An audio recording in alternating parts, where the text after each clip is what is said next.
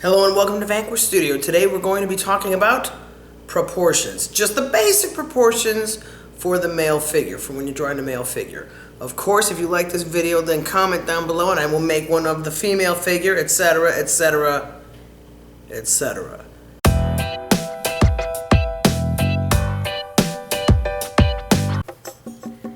Okay, so for this video we are going to be doing comparative measurements. What is a comparative measurement, you might ask yourself? It is where you take one thing and use it as your unit of measure and compare it to everything else. Now, for this, I'm gonna draw a heroic figure. And I'm gonna start with the head. Okay, this is gonna be my unit of measure. So I'm gonna start with that head, and as you can see right here, one head. Now I'm gonna add a neck to that. And I'm not gonna make that neck too big. That's gonna be like maybe a quarter of the head. And then I'm gonna go off and I'm gonna make some shoulders. And now I'm gonna make the rest of the body. Now here's the question though. How do I know what to make the rest of the body? Like the legs, the arms, etc., etc. We're going to use the head for a measurement. So for the body, I'm going to go down 3 heads. So I'm going to have the chest right here. Right? Here's 1, 2, 3 heads. I'm going to go and make this V shape.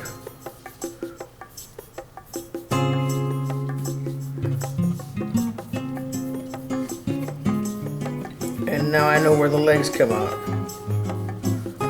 So that's 3 heads. Now the arms are usually, I make them a little bit longer than you're supposed to, I guess. I don't know, because I have my shoulder right here, so I'm going to do a shoulder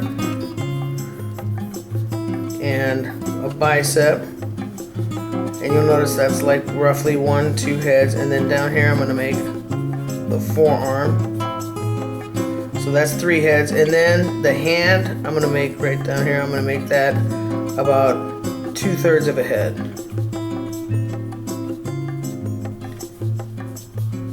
So there we have our proportions. So this like using comparative measurements really helps you with your proportioning. Now for the legs are going to start right here, because here's the groin area. I'm going to have them come out right like this. So I'm going to draw a little action line there so I can see where the legs are going to go. Anyway, the top leg is going to be 2 heads. So I'm going to go 1, 2. So that's 2 heads. And I'm going to put the knee right up there.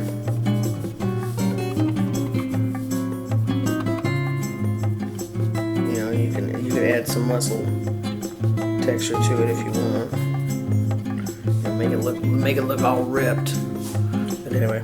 Alright, and then you come down here, and this is going to be 2, but this right here, this calf muscle is going to come in, and then you're going to also have the foot. So don't forget that part of that is also going to be the foot.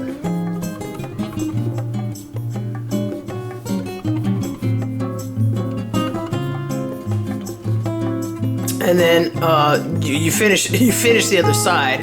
This guy, as you can see, only has 1 arm and 1 leg. Oh my gosh.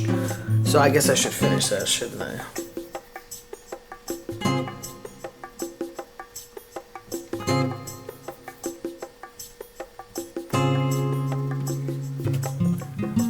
Okay, so that is how you can use comparative measurement to get your basic measurements.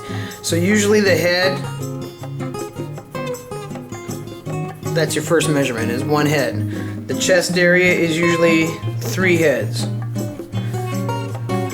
The leg area, the upper thigh, is usually 2 heads. The lower thigh is usually 2 heads. This, you could say, is like 3/4 of a head. And the hands are also like 3/4 of a head. So you have your measurements. As for the width, oops, let me erase this.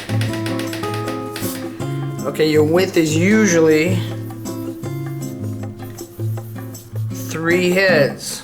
Of course, I made my guy with really broad shoulders, so you can usually get away with 3 to 4 heads.